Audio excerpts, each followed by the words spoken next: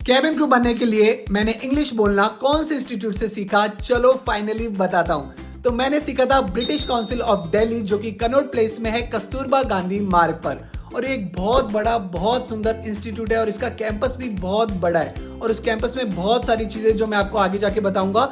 और British council में different modules है जो आप सीख सकते हो।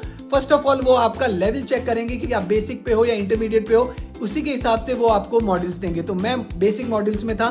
मैंने फर्स्ट मॉड्यूल लिया था इंग्लिश स्पीकिंग मॉड्यूल, जिसमें टीचर सिर्फ आपके इंग्लिश स्पीकिंग स्किल पे काम करते हैं। वो आपको सिर्फ इंग्लिश बुलवाएंगे। आपके जो क्लास में स्टूडेंट्स बैठे होंगे ना, 10-12 की कैपेसिटी होती है, उनके सामने आपको खड़ा कर देंगे स्टेज पे कि चलो बात करो। क्लास में एक छोटा सा स्टेज लगा होता है, वहां पे आपको कोई भी टॉपिक दे देंगे, 1 मिनट के लिए बात करो। या फिर वो आपको एक प्रेजेंटेशन हॉल होता है, वहां पे भी लेके जाते हैं। बहुत बड़ा प्रेजेंटेशन हॉल होता है, वहां पे वो आपके 10-15 स्टूडेंट बैठे होंगे, आपको ग्रुप में बांट देंगे, आपको बोलेंगे ये टॉपिक है, इस पे प्रेजेंटेशन तैयार करो और प्रेजेंटेशन दो। अब आपको एक एक को आगे आके बोलना पड़ेगा। तो इससे क्या होता है, आपका पब्लिक स्पीकिंग फियर कम होता है, कॉन्फिडेंस बिल्ड होता है। सेकेंड मॉड्यूल जो मैंने लिया था वो था एवरीडे इंग्लिश। सो एवरीडे इंग्लिश में क्या था, एवरीडे इंग्लिश में वो ज्यादा ध्यान आपका ग्रामर पे रखते थे और वोकैब पे रखते थे। उसमें ज्यादा स्पीकिंग नहीं की जाती थी, लेकिन स्पीकिंग मॉड्यूल में ज्यादा ध्यान उनका स्पीकिंग पे होता था, ग्रामर पे नहीं होता था। तो मैंने दोनों ही मॉड्यूल लिए थे बिकॉज दोनों मॉड्यूल मेरे लिए बहुत हेल्पफुल थे।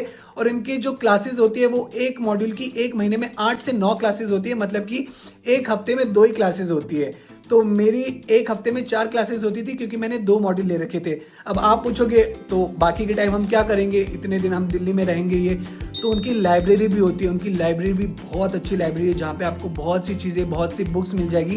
तो वहाँ पे बैठ के मैं इंग्लिश मूवीज़ देखता था, इंग्लिश बुक्स पढ़ता था, रीडिंग करता था, लिसनिंग करता था। और फिर वहाँ पे आसपास में जो स्टूडेंट्स होते थे उनसे जाके बात कर ली। तो ऐसे धीरे धीरे करके फ्रेंडशिप बन जाती थी। तो लाइब्रेरी की फीस कितनी होती थी और मॉड्यूल्स की फीस कितनी होती थी, वो सब मैं आपको नेक्स्ट पार्ट में बताऊंगा। तब तक के लिए वेट कीजिए, बने रहिए मेरे साथ। Bye bye, take care.